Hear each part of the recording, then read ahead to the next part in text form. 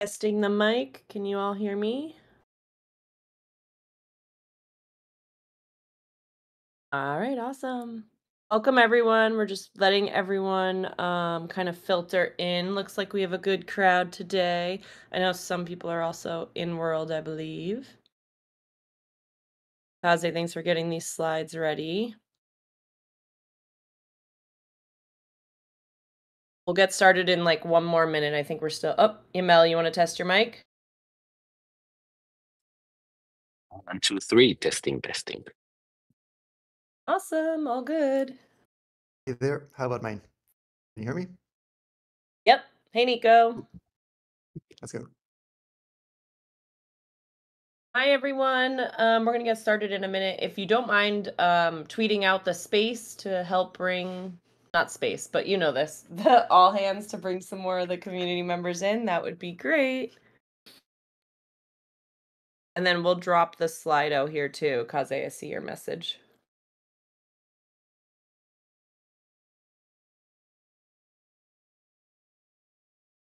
All right, I think we're ready to kick it off. Emel, do you want me to get started first, or did you want to say anything before me?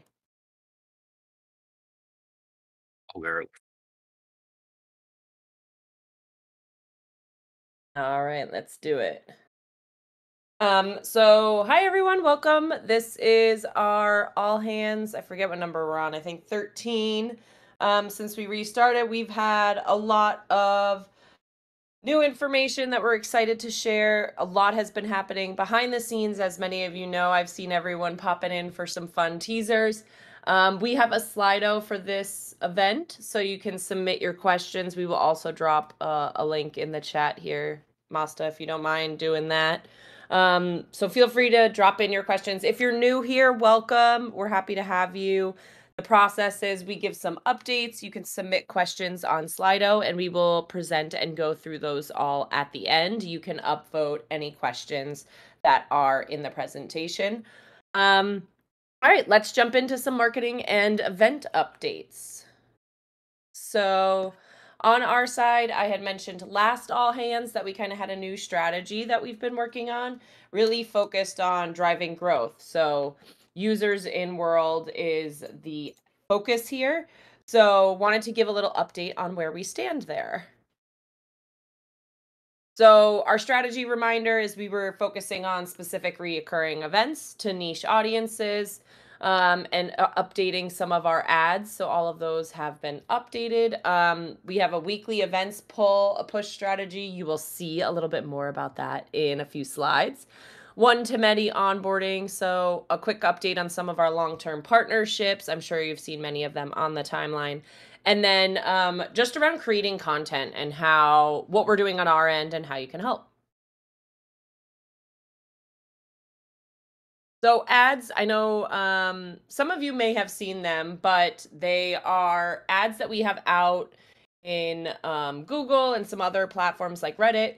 We are exploring different topics and audiences. So like gaming, explore, badges, marketplace credits, just to see what's resonating most with retargeting. So retargeting meaning people that have already visited our website or have signed up to our email to bring them back into Decentraland. So we have actually seen the gaming and explore have been the most successful for us so far. We are still in testing. So if you're working on scenes, just know there are a lot of people interested in gaming kind of coming in.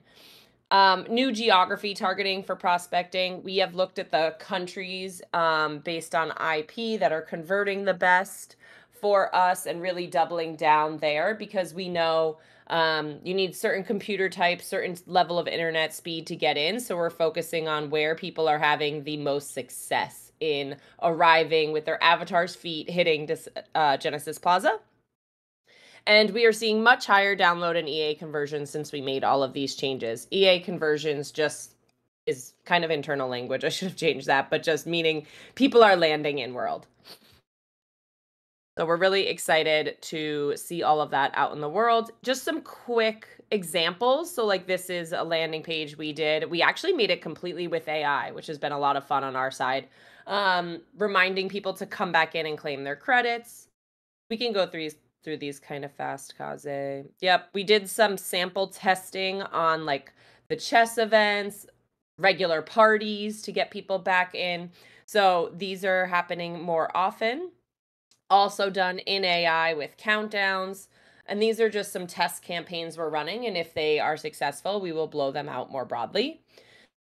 The team is going to talk about this in depth a little bit more, but I did want to announce that we have communities going public September 9th. They will get into detail of what that means. With it, we are launching a new monthly incentive program. So the blog just went out right before this, so we will drop the link in here for everyone to check it out. But community is really being focused on weekly content or ways to re-engage with one another over specific niche audiences or topics. So we have launched this new program that is coming. We are really excited. So this program is really focused on our events leaders. So if you create regular events, if you're a community leader, this is the incentive program for you. So I know we've done a lot for builders in the past, or we've done a lot on social. So this is one that's intended for those community leaders that are really taking the time to meet new audiences, create events that are relevant for them, and do so on a reoccurring basis. So this program will require weekly events. Really excited for it. Check it out after this, and there will be an application in there if you would like to create a community and submit it for this program.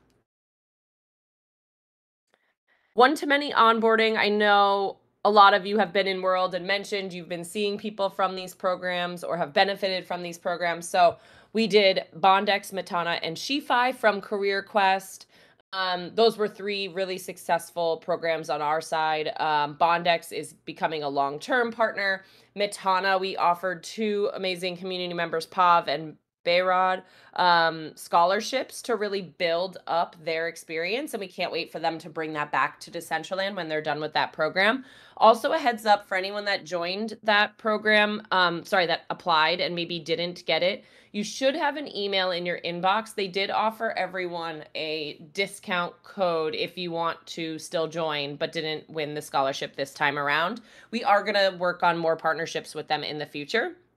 And then SheFi has been unbelievable. We're really excited about this partnership. I see new SheFi people on our timeline and in World every single day.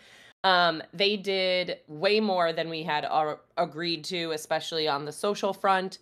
They did a quest for everyone where they had to get into Decentraland and post their avatar in World to win the SheFi pants that we gave away at Career Quest. They did a whole feature on Canessa, who is a SheFi member.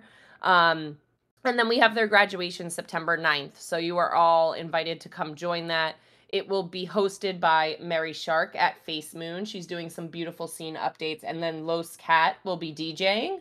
And then we will make a journey over to Canessa's La Cantina. And then we're actually going to celebrate Natalie, who's a new SheFi member, who within 2 days created a new scene in Decentraland through the help of MetaWolf, who very generously offered some land for her to build on, and then a collaborative group of people helping her learn and get her scene up and running. So we're really excited to celebrate that. And the SheFi team has been so unbelievable to work with. So more to come on that. But we will see you at graduation September 9th. So then additional here, good use case here for SheFi Social Quest. So we had done a social quest with SheFi as part of this partnership where all of their community members, if they wanted to win a wearable, had to do a social post. We didn't say what had to be in the post. We just literally said they had to go into Decentraland and post their avatar. And it's been so much fun. Dana's still pulling all of the data, but our timelines have been filled with SheFi girlies coming in and posting.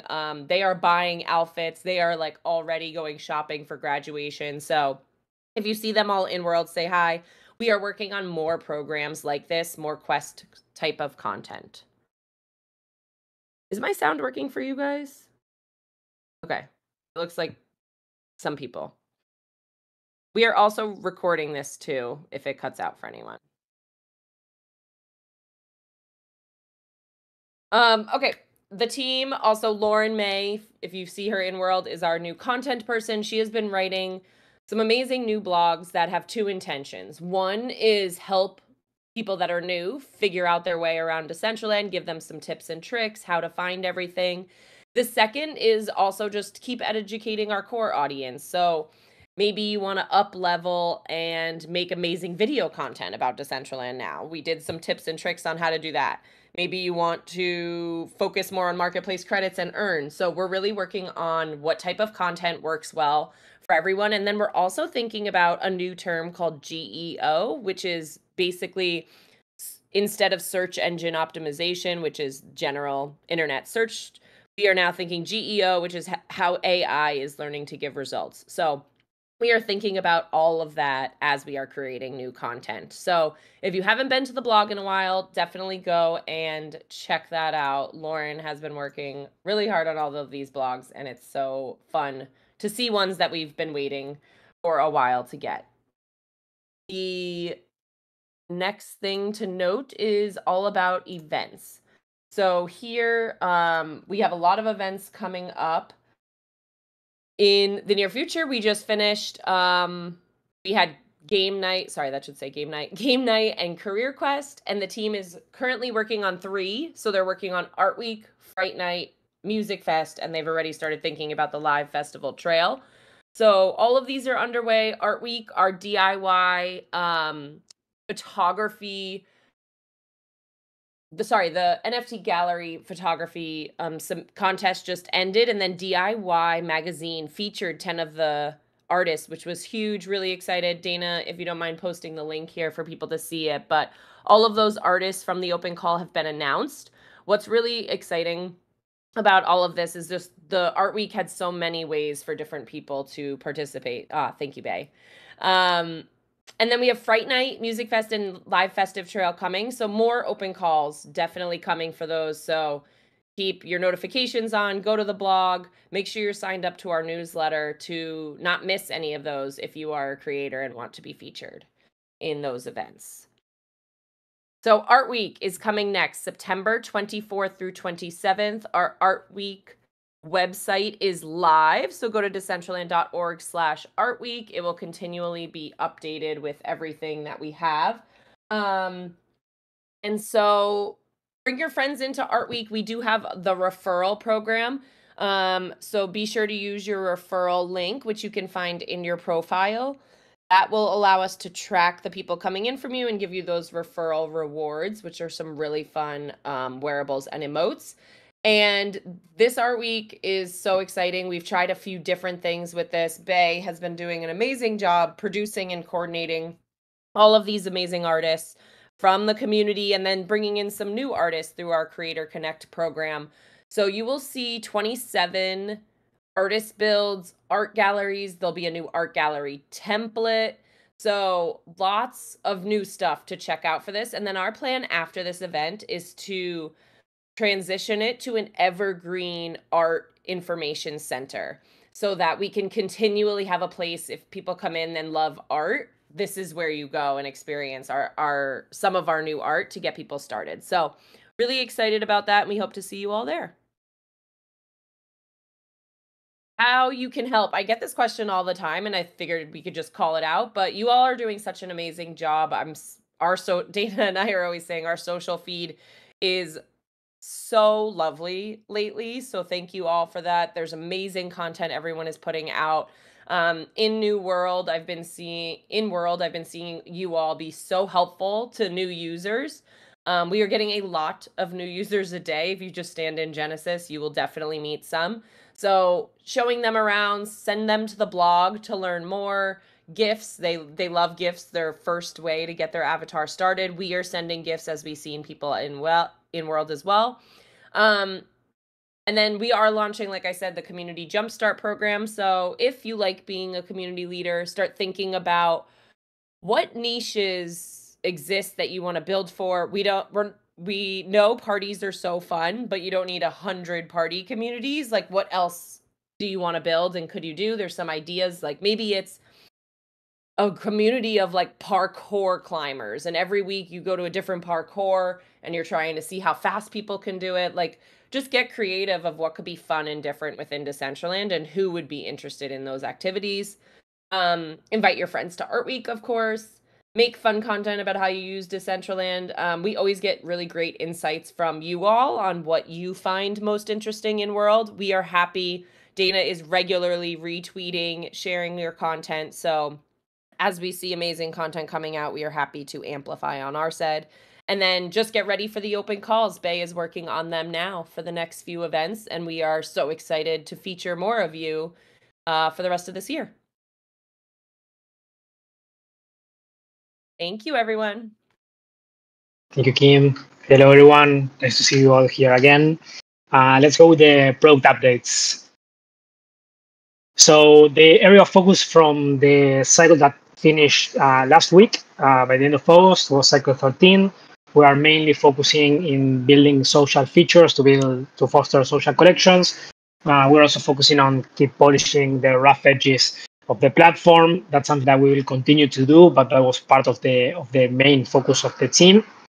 And also, we're working on the onboarding funnel. Mostly, this is for new users.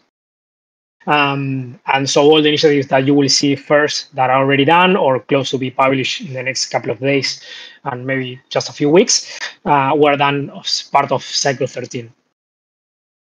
And starting in September, actually this cycle started this last Monday. We're going to start cycle number 14. We will keep working on social features. I think something that's super important, that it's the core of our platform. And keep working on social features. We have a few very cool for this one. It's something that we should continue doing. And in this time, we changed the other 2 points. Even though some part of the team will continue to be on support and polishing some bugs, we will start focusing more on content creation. So anything that makes it easier for anyone to start creating content, or also for developers using the SDK, giving it more power to the SDK. That's something that will be prioritized during cycle 14. And the last one is related to the central economy. What we want to do that is working pretty well at the moment with credits. If you're selling wearables or remotes in the marketplace, maybe you already feel this, but it's starting to move way more. And we will try to focus on features and improvements that help us have more on-chain transactions. This is both sales, but also transfers of NFTs. So let's deep dive into the cycle 13 new features. As I said, these are things that are either already in production or are going to be coming out next. So for new users, we built a very powerful feature, in my opinion, that I will show a video now. The funnel that you have for new users at the moment, can you pause the video for a second? Was download first, then logging in or creating the account, and then users were able to create a random avatar. And we figured out, with looking at the data and the drops in the funnel, and also doing interviews with new users, that was maybe not very good experience. So now we change 2 things: the flow itself. So now download is the last step, and the first one is the login in, and also the avatar customization. That is what you can see now in the video. If you can hit play, is one of the biggest changes of this feature. So the flow will start in the homepage and then creating the account, and then we have this cool animation like the avatar being born, and then users will be able to customize it the way they like. It's not that random anymore, but they can start choosing from these presets, but they are all customizable. You can change the skin color, you can change the body shape, and then on the next step, you will be able to change the wearables as well. And even though this is not the whole set of wearables and body shape facial features that we have available in the client, it's a selection of I think it's 20 tiles that it's a good representation, and it's a good balance to not make it overly complicated. But there you can choose basically all the facial features, the colors of the skin and the hair, the accessories, and everything together with some cool animations of the avatar. You can zoom in and zoom out. You probably everyone here will not see this because you're not new users, but if you start with a fresh account, you should be able to see it. And in the last step, you just download the client and you are in. So very excited to this, and this is probably coming out tomorrow. Some of the features that we have for all users. Let's see if Alvaro is around.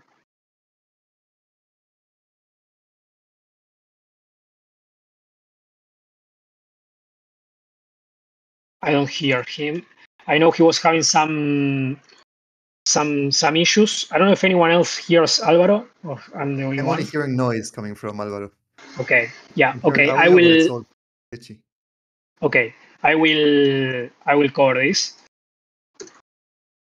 Sorry if I say something that is not exactly right, but let me walk you through the latest improvements that we've been working on the past cycle for all the users. The first one is some improvements in the chat.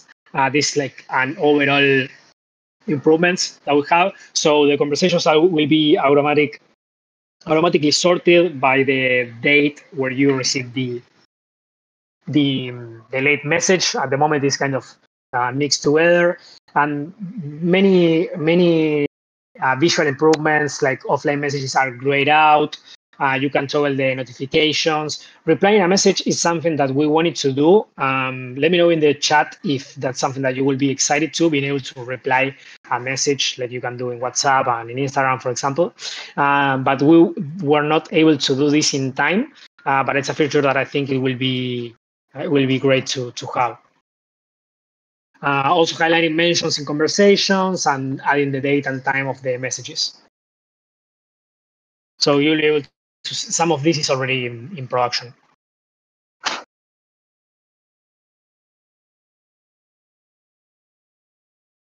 Well, sorry, a few screenshots, but you can go ahead and check this. This is already in pro, so go ahead and chat and check it out, and you can share any feedback.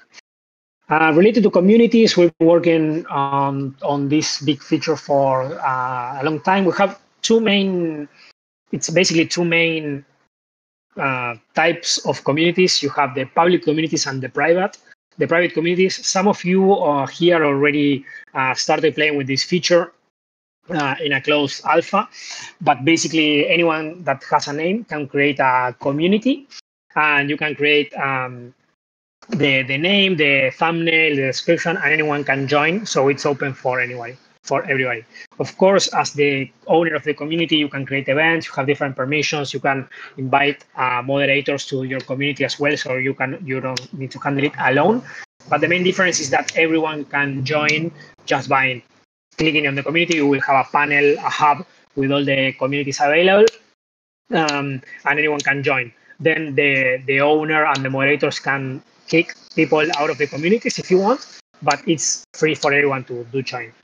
That's the main difference with the private communities, which is basically the same, but you need to be accepted in order to join the community. So instead of seeing a join button in the communities hub, you will see a join request button, and when you request to join and the owner of the community or one of the moderators accepts you, then you will be part of that community. So think of this well, basically anything that you want to be private, but also if you want to have like your own group of friends, you will have your own chat with your community. So if you want to have private conversations with them, that's something that you can do with private communities. And if it's something that it's, I don't know, music or parties or chess or any other niche that Mimo was mentioning before, that you want to be a community leader, you can create a public one and hope to get as many people joining as possible.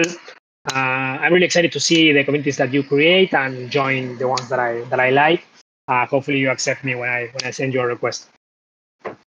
So stay tuned. This should be out next Tuesday. Stay tuned for the marketing updates. Here's a video of how the communities look like. Maybe I should have gone through this before, but we can check it out here. This is the hub that I was mentioning. You can create a community. The only restriction is that you need to have a name, but then you can create as many communities as you want.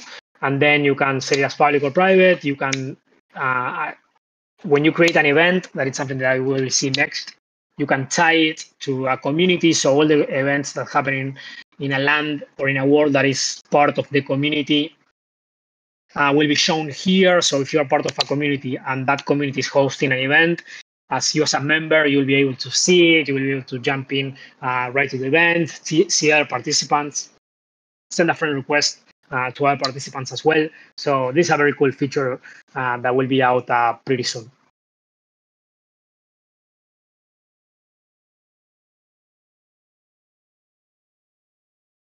I'm watching the video with you, but I think we can move on. It's mainly everything that I mentioned before.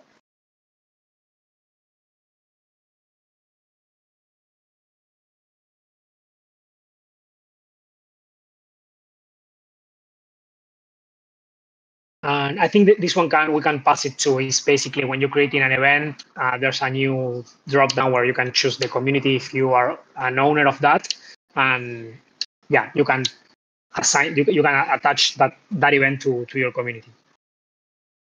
So moving on, this is another related feature that we've been cooking for the past few months, and it's been quite a challenge, but I think it's going to be huge.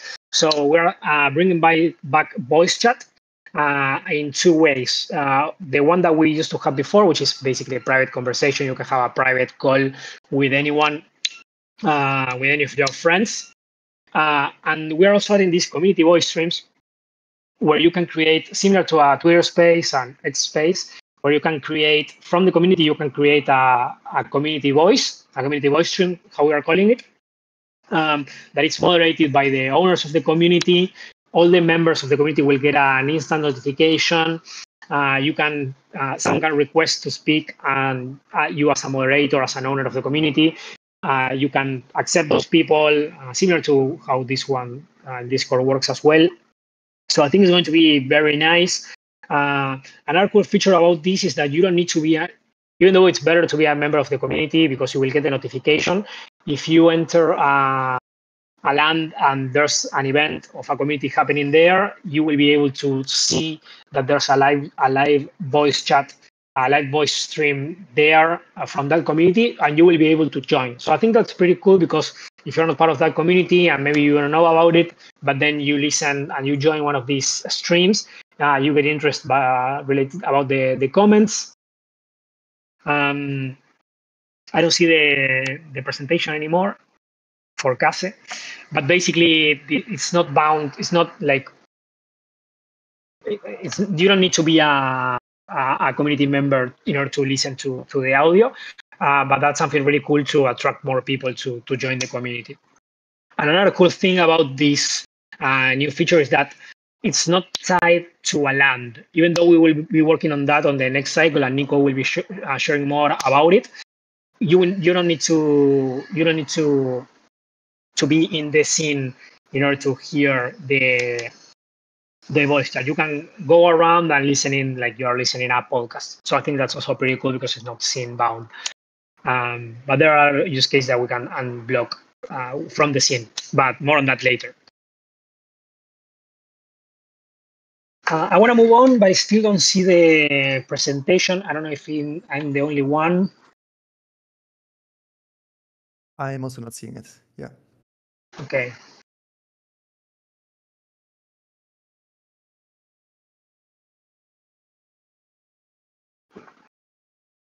Last time Discord was working pretty well. Now we are back to usual.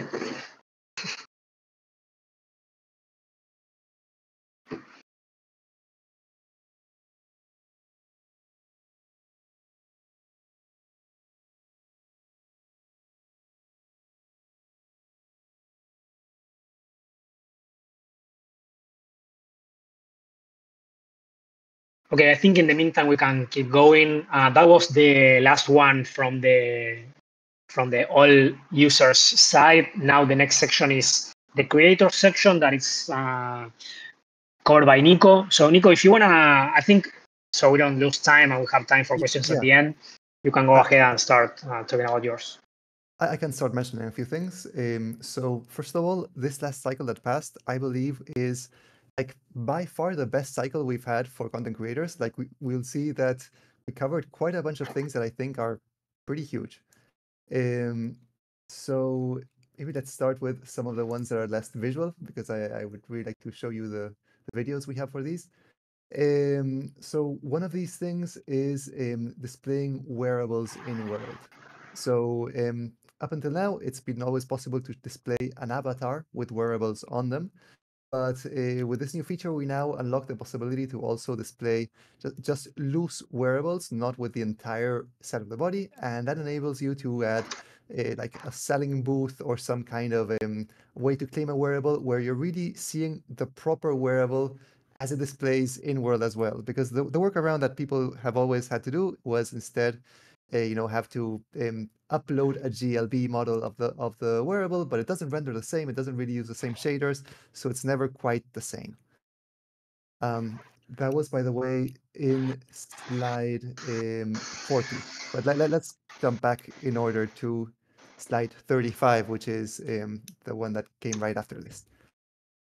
So in slide 35, I talk about some smart items. We've been simplifying the UI significantly. And here I show a little video where you are able to, to basically change a bunch of fields of smart items with very minimal and very streamlined UIs. So by the way, I'm also showing in this video a new template that we have, which is the new art gallery template, which looks beautiful. And here you can see in this video that you can just change the text of a big text by just seeing a UI that just includes a couple of fields, not the 200 fields that we showed you before. You can still expand the menus and find all of these more advanced properties to set, but the basic default view is very minimal. The same when you're trying to set the source of an image to show a specific image in a painting, in a portrait, and yeah, the same with a bunch of different things inside collections of smart items. We also added a new feature where you can see on hover text whenever you're hovering over a smart item that you still haven't added to your scene, explaining what this item does, which is super handy.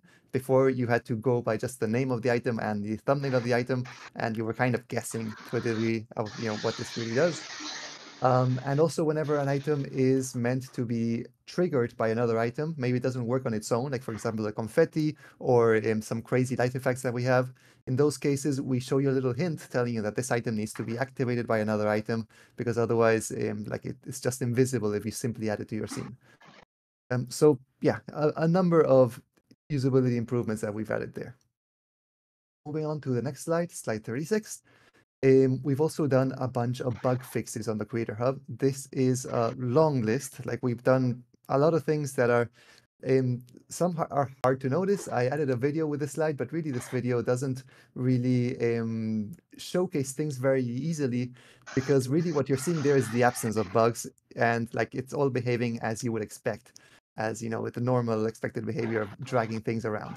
But amongst the bugs that we fixed, there's things with multi-select, with dragging and dropping things, with parenting things, with fetching resources from your local files and having those resources work, with showing you proper error messages when you're trying to deploy.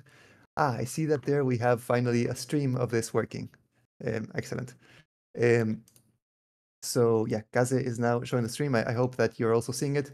And that little video that comes with this item doesn't explain all that much, simply because what we're seeing here is the absence of a lot of bugs that used to be there, and now they're thankfully not there. But there's still a lot of work we need to do to make this tool properly working in every way.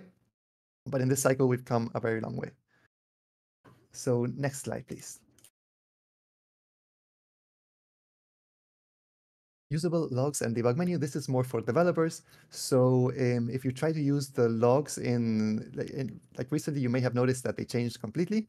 Now you open and close them with this little button on the top right corner, and they look a lot nicer, they look a lot more readable, and they have a lot more functionality. You can filter them to just see errors or filter them to just see log messages. You can also search for a specific keyword and show you only messages that include that keyword. That's super useful to reduce noise. You can also copy messages, which is something you couldn't do up until now, or copy the entirety of your logs, and there you can share them with Discord or with an AI chatbot or whatever. You can also pause the logs, clear them, all basic functionality that is really important. Also, in the debug panel, now we've provided a much simpler interface. We used to have way too many panels. Now we're just showing you what's important for the creators, and that includes a big FPS panel showing you the most important metric, which is how well your scene is performing right now.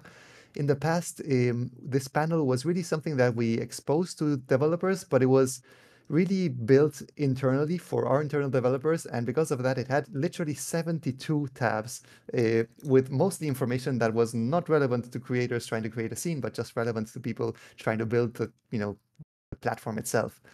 So now we've streamlined it to make it, a lot more usable. Next slide, please. So coming into the juicy stuff, dynamic lights. This one is huge. It's one of the things I've been wanting to do for years. So now you can add these dynamic lights to your scene. You have point lights, which propagate in all directions, or spotlights, which only point in one direction. You can have colors, you can have shades or not. You can also include even masks to these to have like crazy textures or a Batman logo or whatever you want on a light. So lights is a huge deal. I think it can, change scenes in very, very interesting ways.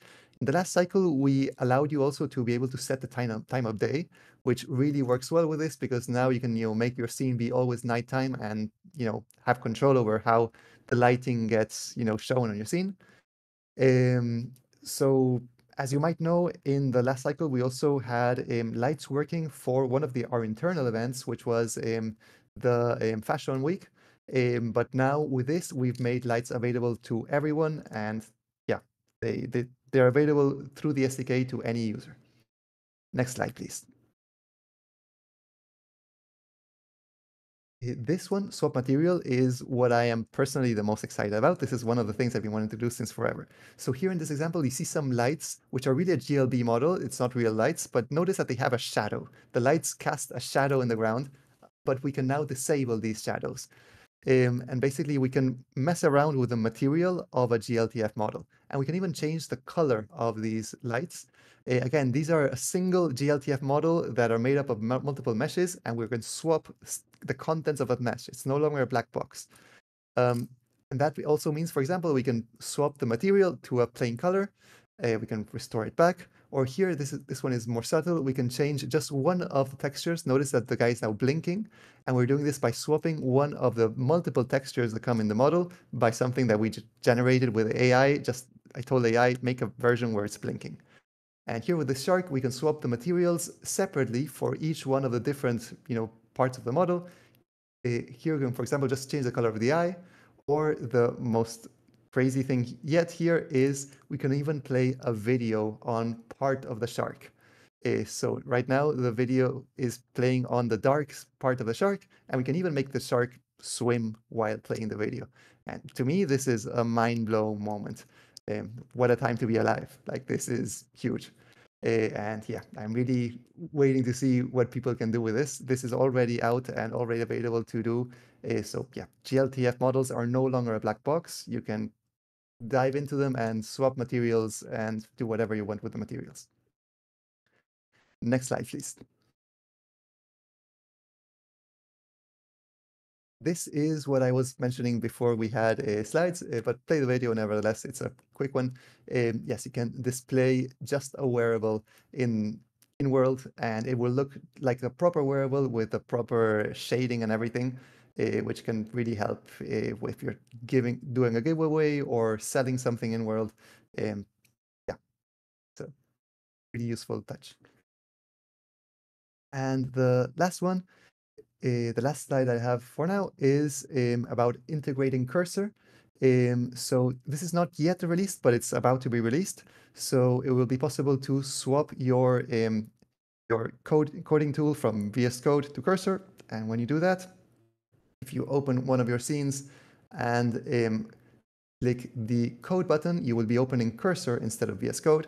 And from here, if you are not familiar with cursor, yes, cursor is insane.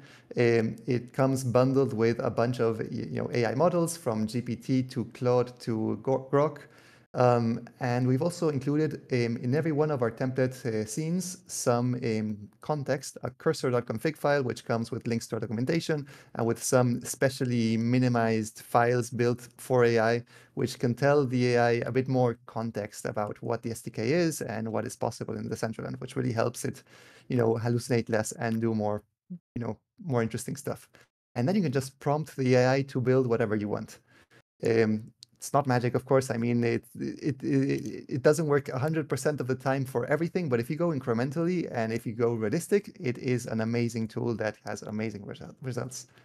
And I'm not sure if I can share this just yet, but I'm gonna just throw some FOMO about it. But stay tuned for information about a game jam focused on AI and vibe coding. I was gonna say that. And that is it. That is it for me. Thank you, Nico. So that's the thing that we've been cooking for the past 2 months and being released pretty soon. So stay tuned to our communications. Now let's deep dive into Cycle 14, the things that we are building right now. We'll be shipping some of them by the end of September and the rest by the end of October.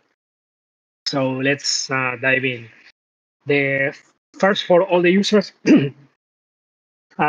we keep working on the marketplace crates, as I mentioned before. Now with season 2 running and with bigger prices, we've seen a nice increase in the marketplace in primary sales.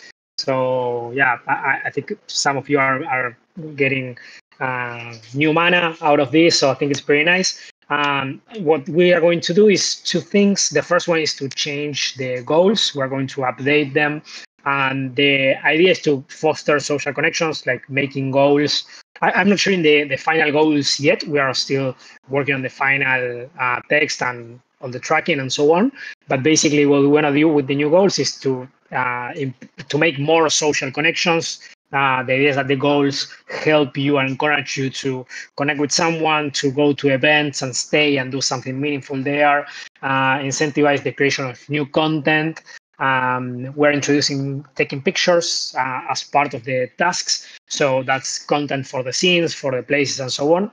And some of the goals that we have at the moment, we are replacing them because they were not adding a lot of value, or they were pretty shallow and easy to get, and were things that you could do basically alone.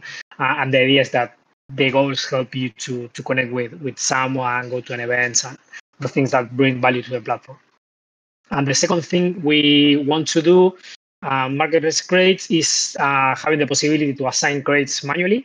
This has 2 main use cases. The first one is from support. Maybe you already went through this. At the moment, of course, sometimes the system can fail and a credit that was supposed to be granted wasn't.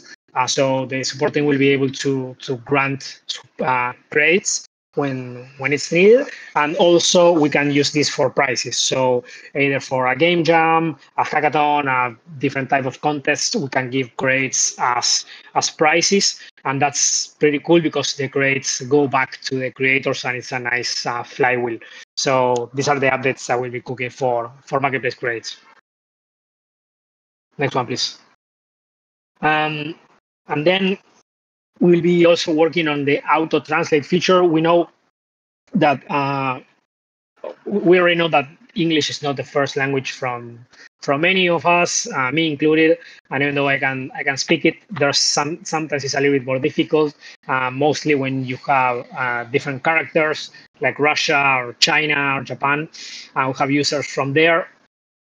So the idea is that we introduce a new feature in which, if enabled, it's not going to be enabled by default, but you need to enable it on your own.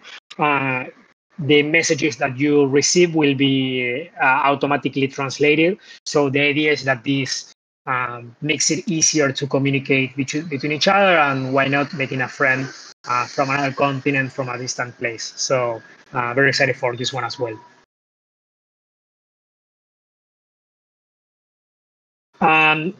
Another thing that we are doing now is bringing back outfits. Nico will be talking about this, why this is coming up next soon.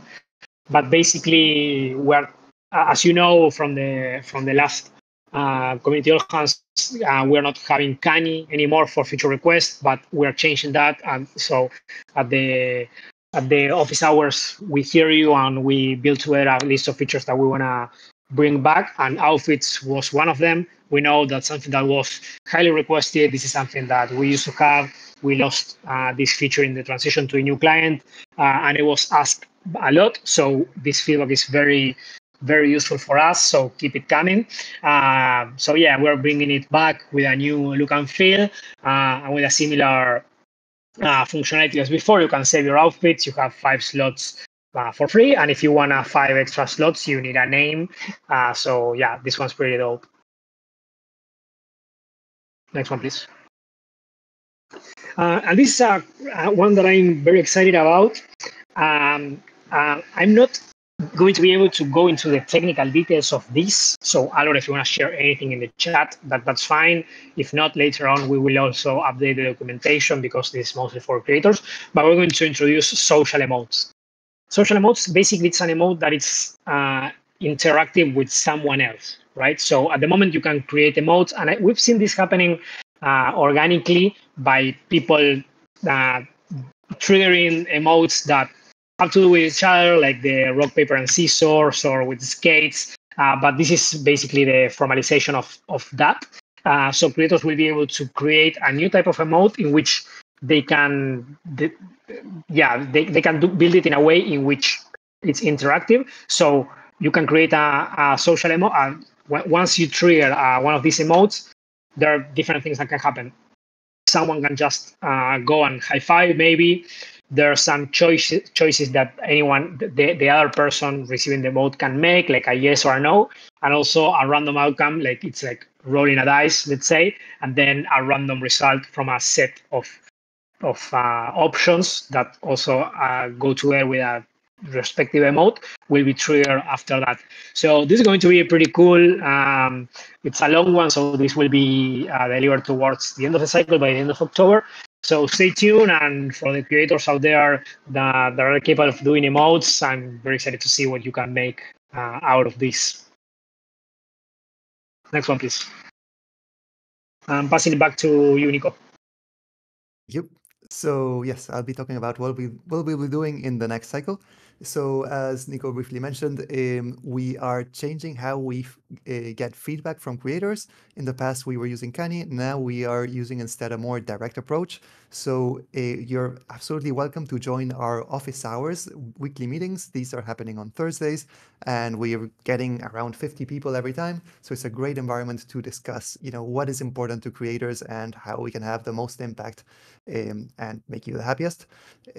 Besides that channel, we're also, hearing out feature requests on the channels on Discord, specifically Creator Hub and Creator Toolkit channels. And yes, we'll be going over all of these user requests and help prioritize these. We have a whole spreadsheet where we have a whole list of prioritized issues, and we try to align and discuss with the creators about, which are, really the ones that we should be tackling first, and try to reach a consensus about those things. So thanks to that, we've also defined a couple of the ones I'll be talking about now. One thing that came about many times was the idea of being able to ban players from a scene. So the project is to add a new functionality to the already existing scene admin UI. So besides, changing a video or playing an action in a smart item, etc., you will be also able to also ban a player from your scene. That means that player is no longer going to be rendered, or their chat messages won't be also rendered for anyone who is in your scene. Of course, you have only control over your scene, not what happens outside of it. But while players are inside your scene, they will be protected by your control over who is banned. So next slide, please. Another thing is making it easier to stream. For example, right now, Dr. Quilo is streaming this very same conversation into one of our worlds, and he's doing it through OBS, which is a software that he had to download and he had to configure in order for that to work. It's not a super difficult thing, but it does add friction, and it does require some tech savviness to be able to set up. The idea is to bring in a new option that is as easy as a Google Meets, that just involves clicking a link and connecting your camera, and through that you can share your screen or share your camera and stream right into the Decentraland scene. So yes, this can make it a lot easier to do a live event and make it a lot more dynamic. And in those live events, you can also have multiple people join, and you can invite other people into a conversation, just like in a Google Meets. So you don't need to concentrate everything on one machine and stream that. You can stream things from multiple peers at the same time. Next slide, please. Scene voice chat. This is something that Nico briefly mentioned. Besides the community voice chats that we talked about before, this is a different thing because it focuses on voice chats that happen with people who are just there in the scene, not necessarily part of a community. The creator of the scene doesn't need to set up a community, it just needs to assign different areas of the scene to different voice chats. And part of the fun of this is that you can have multiple different chat areas or chat groups inside a single scene. So thanks to this, you could have, for example, speed dating or multiple classrooms inside one big university, or different environments where different conversations can happen. Next one, please. This one is one I'm particularly excited about, which is it's more of a technical depth thing that we've been dragging for years and years, which is that trigger areas today are doable thanks to what's really a hack. And because of that, they are not so fast to respond. If a player runs right through one, they might not even trigger the trigger area. And it has a bigger performance cost that it should have. And it adds like extra work for the creator to add a library necessarily to be able to add a trigger area. The idea is that we'll be doing trigger areas natively from the engine, and that wouldn't just make it run faster, but it also even allows us to have different shaped trigger areas, not necessarily just cubes, but also spheres or even 3D models with a custom shape that defines a trigger area. So yes, this is a very much needed improvement. Next slide, please. Another little thing, but I think it really adds to the quality, is being able to have tweens that are continuous. So for example, now the way to make something continuously spin, like a Mario style coin, is to have one tween that spins 180 degrees and then another tween that spins the other 180 degrees, and you see a little bump. If you're careful, you see a little jump in between this rotation, and that can really look kind of nasty. And it's also extra work for a content creator to add these two separate tweens. The idea is that we'll have a new kind of tween that just tells something to spin continuously, or to move the texture continuously, and that will remove those little artifacts, and it will make the experience a bit easier. Next one, please. Another thing that we're adding is the ability to have web monitoring when using the new Desktop Explorer. This is something that we so far haven't added to the new Explorer, and I know that there are creators who are still using the old Web Explorer just to be able to have access to this information. If you have a scene that connects to a server and that is intensively getting information back and forth from a server, this is essential to be able to debug and find different problems with your scene. So with this, we'll be able to expose all of that information of what messages come in and out within your scene and a server, and it can be a huge help to developers. Next one, please. Another thing we're adding is the ability to add tags from the Creator Hub. So now you can mark an item as belonging to a certain group through the UI, and then from code, you can add certain behaviors to things with tags. This allows for a much nicer separation between people. Potentially, you can have people just working with the visual side of things, positioning things and tagging them, and developers only working with the code side of things, specifying what happens when something has a certain tag. For example, you can add a tag to mark every bench or sittable item on your scene, and then have code that reacts to everything that is tagged as a bench. And so if you add one more bench to your scene, you don't need to also change your code to reference that bench. The code will automatically reference everything that is a bench out of the get-go. Next one, please. And finally, I was saving the best for last. I know that this was requested a lot. Smart wearables will be back. We'll be working on making it possible for smart wearables to work on the new client. So yeah, stay tuned for more information about that.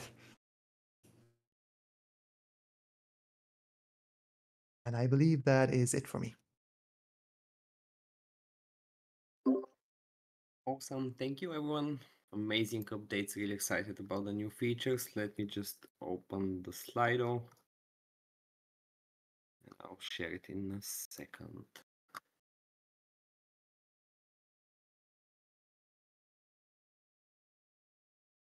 Alrighty, we have 18 questions. I will start from the most upvoted ones. The first one is unminted wallets are impersonating community members.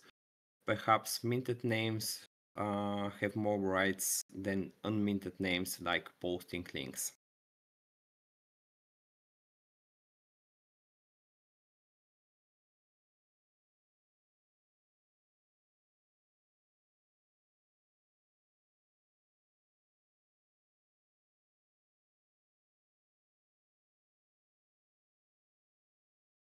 I don't understand the question. The question is more because at the moment you can create an account, log into the client, and you have the same, in a way to say, access level as the rest of the community. And for people that already have, for example, a minted name like Canessa, if someone joins like with a new wallet and use the username Canessa, they can send like scam links to the rest of the community. So maybe for those type of users, they have some sort of like a restriction in place. So if they don't have a minted name, they can't send links or something like that. I think that's the idea behind the question. But I think Canessa, if you Yeah. want, yeah. I can answer this. I know we've been talking to the team about it a little bit behind the scenes just to see what we can do additionally from the scammer perspective and how to identify not only foundation members but like core users versus impersonated guests. One of the things people had talked about is you can't send any links unless you have a minted name as one barrier. The other thing we've talked about is tags for foundation members, since we did have foundation member impersonation as well. So the team is looking into a few different options for additional security.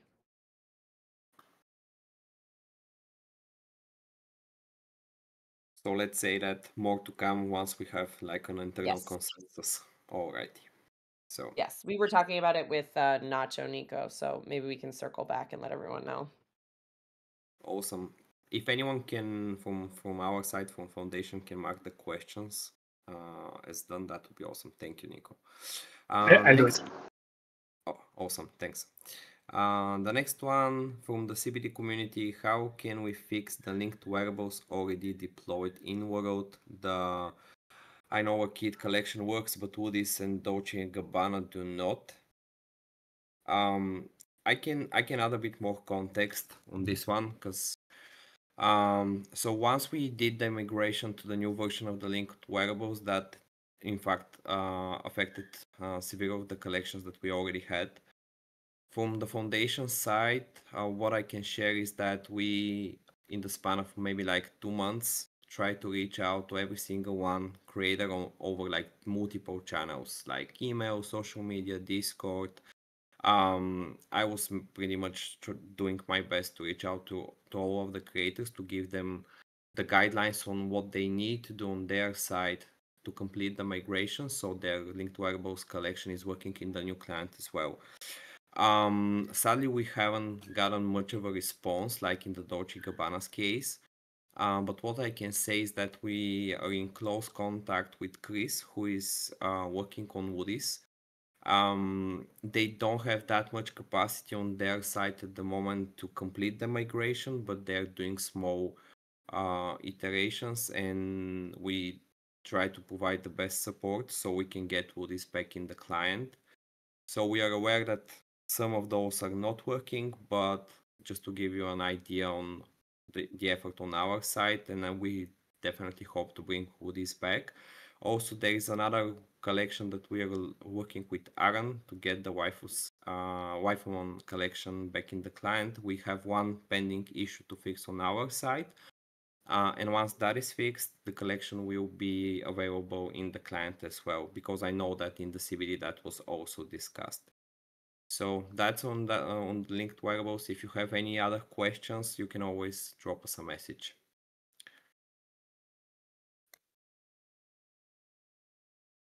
Does anyone from our side wants to add something, or we are good with that one? I was chatting here, but let's we need to see case by case. But usually we don't own those NFT collections. But as you mentioned, we did reach out to all of the communities, owners of those NFTs, but we didn't have much response. So if you have a contact with them and you can help us on that front, we can review the case. But it's not totally in our control. It's not our NFTs. Because I see the comment from Rustan, Woodies is not the one that completed the migration. Waifumon from Aran is the one that completed the migration. Woodies, they are still in the process of updating the collection. And for Waifumon, it's not an issue on the DAO.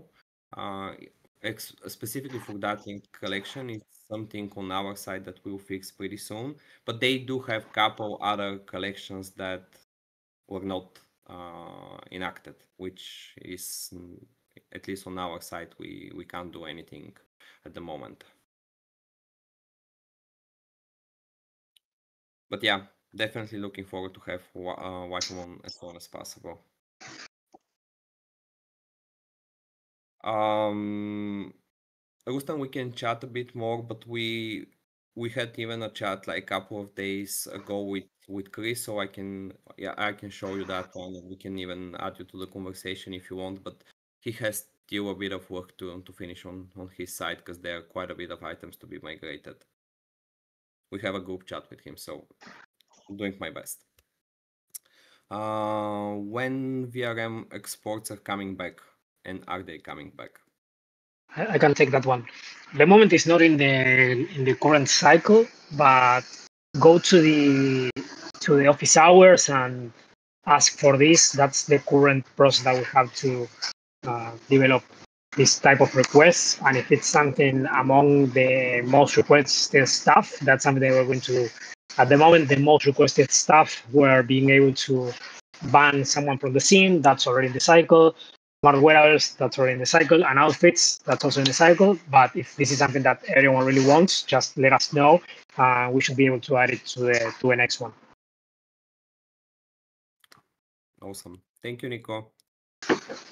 The next question is, who is the Decentraland community manager? I can take this if you want, Kaze.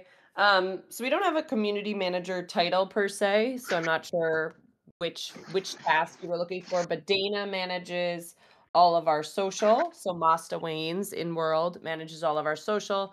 Kaze heads support and everything that's happening here kind of in the Discord and Telegram and Reddit. And then I lead everything that's the marketing, partnerships, and events.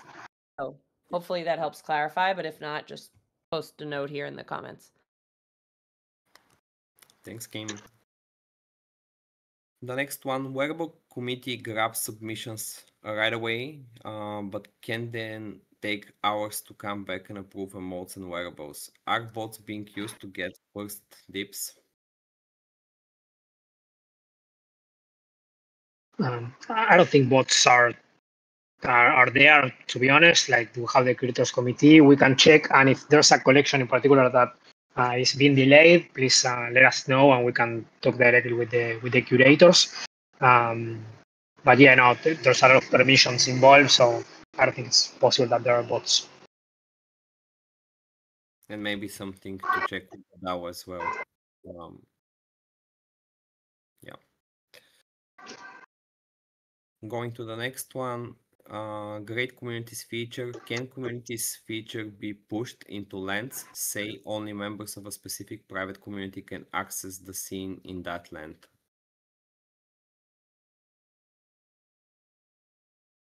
I'm thinking. Give me a second. Community be So pushed into I don't think it's part of the feature just yet. It could be done. We've spoken with Alvaro a lot of times about integrating communities with scenes and allowing a scene to read who belongs to a community and potentially, opening the doors only if you belong to the community. For now, it's not part of the scope of what we're doing, but I'd love to do things like that, yes. Thank you, Nico.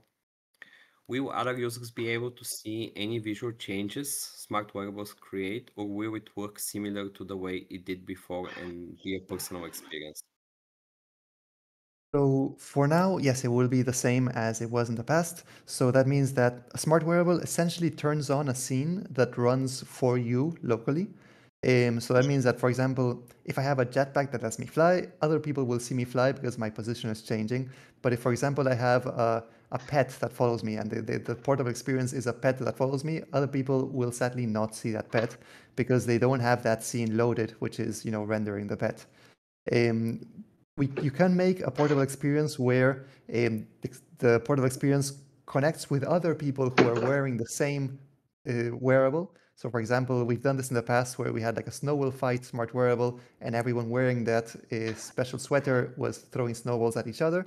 That can be done, but you can't make the things that belong to the experience that comes with a wearable be seen by people who aren't wearing the same wearable, sadly. Um, that is at least not part of the scope of what we'll be working on for now. Thanks, Nico. What is the daily active, monthly active users of the Creator Hub? Do we have some data?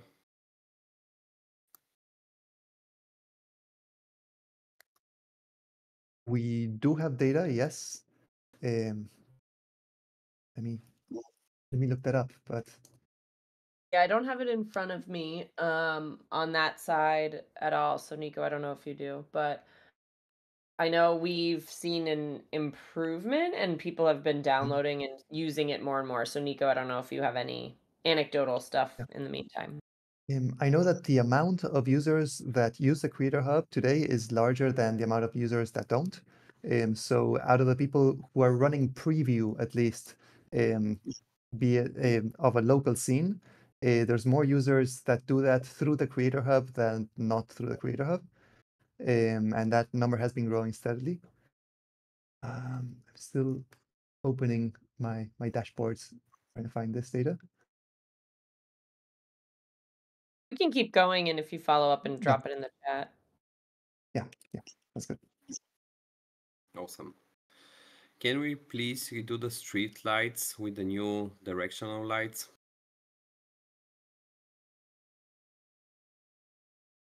Maybe guess. more for the content team and the Explorer team.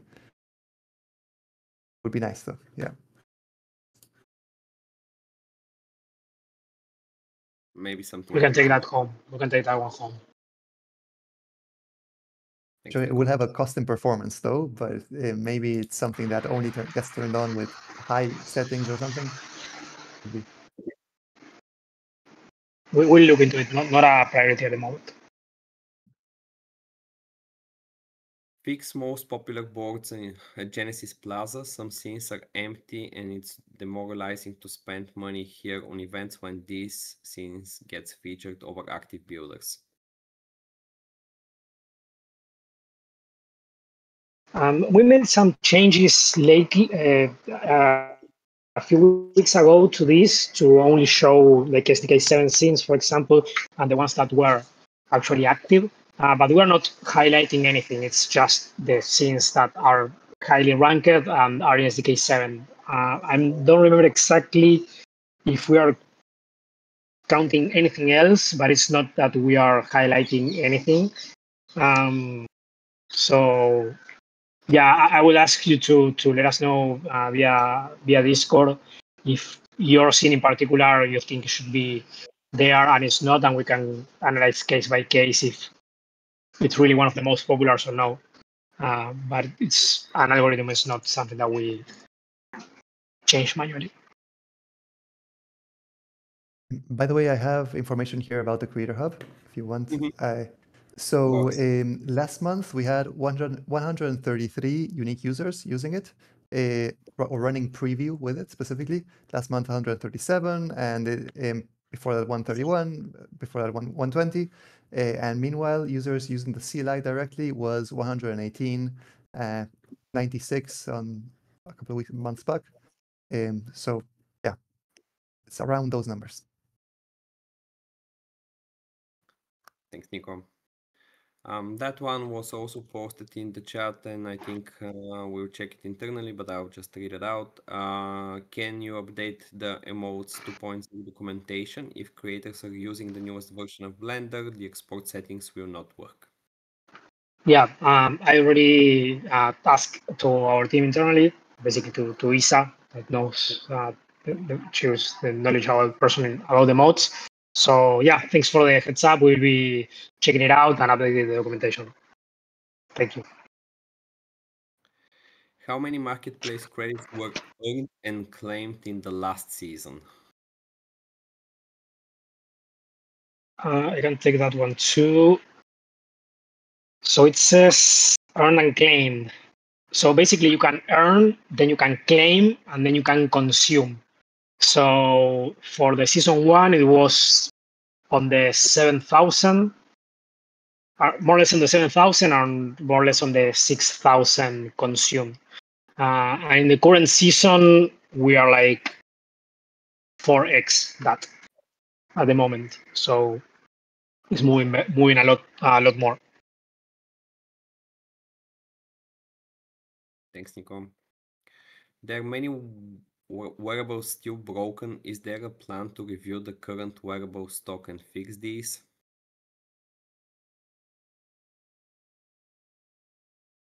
We need to review case by case with this. So that we know that there were many that were broken. We fixed a ton of them.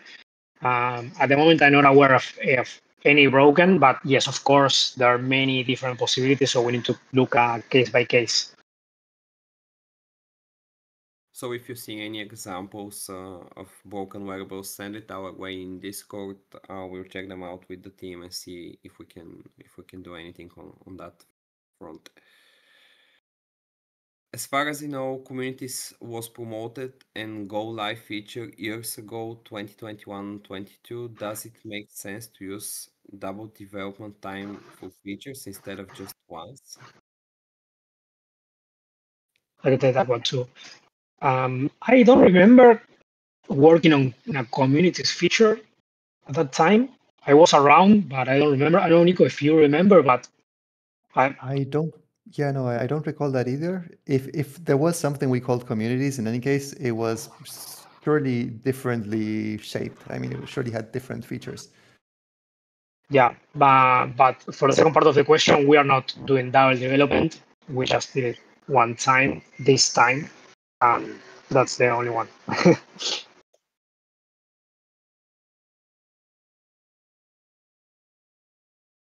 Can Foundation open source the Decentraland flag wave emote so community leaders are able to publish it with their scene custom logos using seasons 2 credits?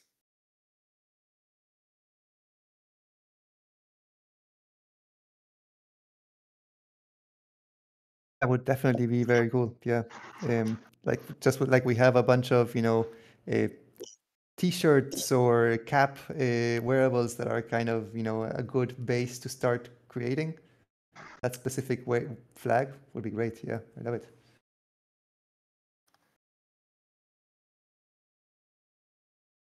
I also see a comment from Yemo. That's a great idea, and let's open source it. Going to the next one, I guess that may be from Rustam. Can we fix the helmet bug? No hiding the head. I want to wear my super expensive helmet. I was answering that on the chat. We need to know which helmet. We need to this case by case, as I was saying before. So we need to see which wearable in particular it is, and then we can do QA and check it out. All helmets.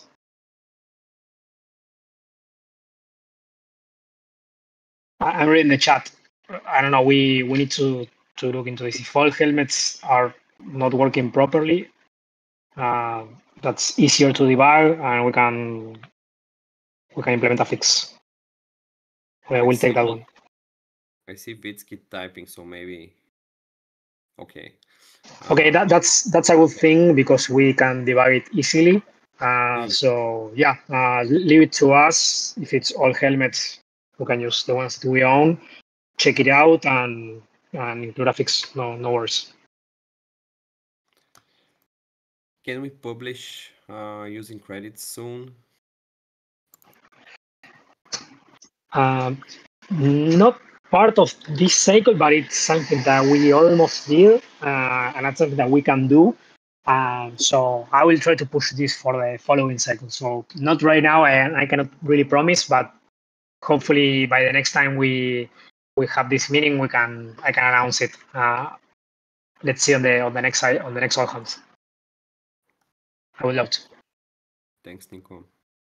Can we have the ability to save multiple outfit slots again? I think that's part of the next cycle, if I'm not mistaken. Yeah. This is something that we'll be working on right now, the current cycle. So you will be able to save 5 outfits as a default, and if you own a name, you will be able to save 5 more, so 10 in total. Some wearables allow you to change the creator, so if wallets are hacked, you can change it. This only works for Polygon. Can we expand it from the CVD? That's also something that we covered in the security workshop, and we also have it as part of the documentation, and it applies to Polygon L2 wearables, that you can change the ownership of the collection in case the worst happened and your wallet was compromised. At least the collection you can move to a new wallet. Maybe that's something to check internally if it's something that can be expanded to L1 wearables, but from what I know, there was some limitations. So maybe I'll check that one with the team and keep you posted in the CVD as well once I have a bit more info. So I'll take that one. Areas of the map are broken, like the Decentraland area by Rustans. The roads aren't loading properly. We need repaving, please. From what I know, we have a couple of tickets that are open on few locations where the roads are broken. So maybe we can check with the Explorer team. From what I know, it was a bit complex about like redeploying all the roads and fixing that, but maybe we can double check internally. I took note about this one as well. So yeah, we'll look into it. Thank you, Nico. Are there any updates about the Decentraland Ambassador program and or support and presence at upcoming conferences in 2025 and 2026? I can take that one. We are redoing the ambassador program. As you can see, we've launched a lot of programs this year, so we were getting the new ones going. Ambassador is back on my list for Q4. And definitely thinking about different levels of ambassador. So are you a content ambassador or like an event conference ambassador? So short answer is yes, it is being revisited. And then also just trying to work with Gino and Regenesis Labs on that together. Bay is actually currently at a conference right now. So we are definitely doing that. Also, we will be at Dev Connect. More info coming soon on that one. That is in Argentina in November.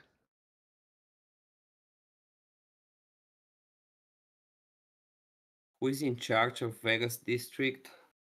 At least from what I know, that's James, but I think that's Rustan. Maybe that one is from you regarding the roads in Vegas, if I'm not mistaken. Let me know in the chat if you want to add a bit more to that one. Yeah, okay. I think it's James. From what I know, I don't think there was a change. I did tag James. I'm sure you've already seen that. I'll follow up with him. So I believe that he will be able to respond. Let's maybe give him like, yeah, okay, no worries. Let's give him like a day. But from what I know, he's in charge of Vegas and Vegas City, so he should be able to check that one out. Next one, what can we do from community to bring more users? Which are the things to tell other future users to convince them? I can take that one. Yeah, you could use your referral links to have new users come in because that's a pretty easy flow and it's clear that you are referring them, which is really fun.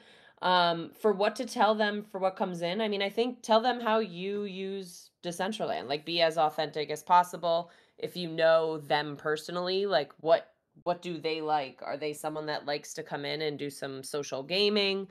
Show them the game arena, get a bunch of people together, go play. Are they more of a solo explorer? Maybe they'll like some parkour. If they like to party and DJs, definitely make sure you bring them to one of the reoccurring parties. What we've found is we've been doing a lot of new user testing, and what we found has been working the best is like kind of really hand holding and walking someone through. So when they land in Genesis Plaza, we're like, what do you like to do? I'll go show you around, and pointing them towards things that they really enjoy. And then I see Yamel posted this in the chat here too, but reoccurring events are super useful for new people. So it's easy for me to say, hey, every Monday we have on Monday and Mufaya Monday. Come to that. Or every Friday we have, Makes Party. Or there's a chess tournament every second Saturday. So whatever it is that feels reoccurring and is easy to communicate is super helpful. And then for content, I think if you're making great social content, just showing off what's actually happening in world has worked best for us. So if you go to our YouTube page, you can see we're starting to make a lot more YouTube shorts. Dana's been doing some great voiceovers. Those have been really great. So if you are someone that has an audience on TikTok or Instagram, thinking about that type of great social voiceover type stuff has been great. But all of the content has been amazing lately, and so it's been really easy for Masta Waynes to share all of that too. But if you have any questions, I'll actually drop in the chat here. I was working on a document that's like a baseline if you want to create for some Decentraland. Here's some tips, so I will drop it in the chat in a few minutes here too.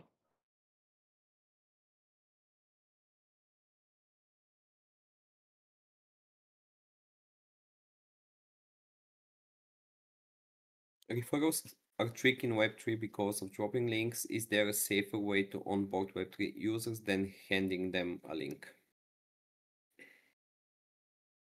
Yeah, I totally get that. Um, the other thing you could do without handing them a link is know your URL. So like I have to go to it to make sure I say it right, but I think it's like Decentraland/referral/Kimbo.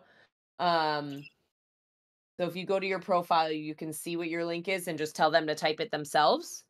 Um, that's one way if you don't want to send links. I totally get that. The other is just say to go to decentraland.org and download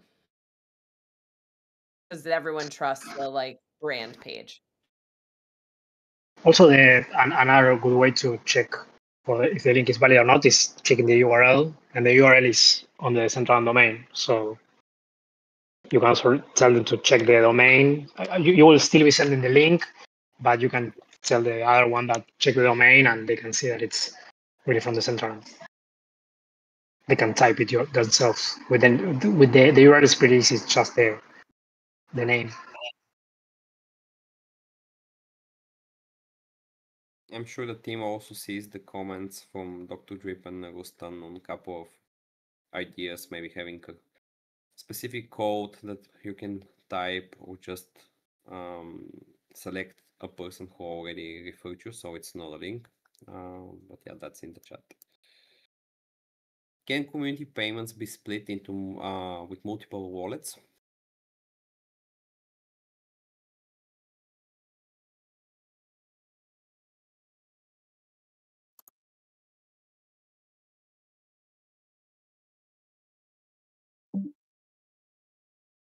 Maybe Kim, something Sorry, can you repeat that one? I was typing an answer to another question. No worries. Can community payments be split with multiple wallets? I'm not sure what they mean by community payments, but potentially, if the person wants to give us more details separately, we're happy to look into it. I'm not Alrighty, sure. let us know in the chat if you want to add a bit more context to that one.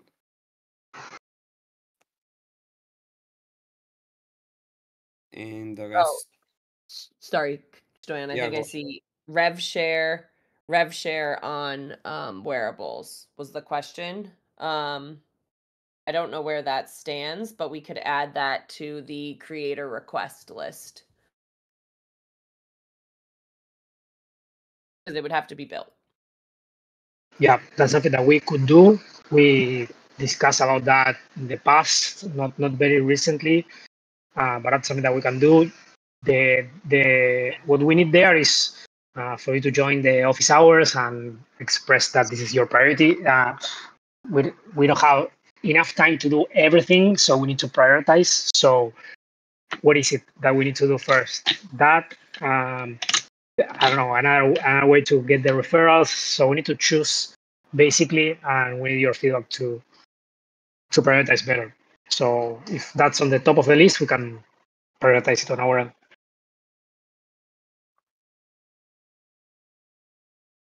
And the last two, thank you Foundation for all the awesome updates, exciting, and thank you all for the efforts, great progress.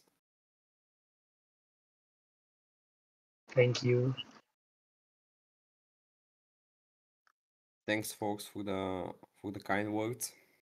Definitely amazing progress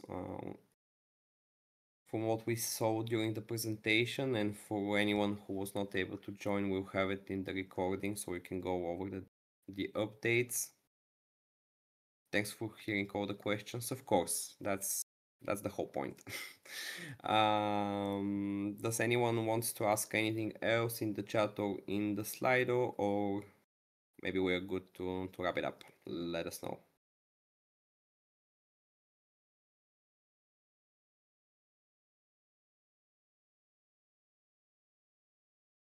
Yeah, definitely gonna make it 90 minutes as an official 90 minutes for the next meeting, and hopefully maybe we can move it entirely inward because Discord is, yeah, a lovely tool for meetings.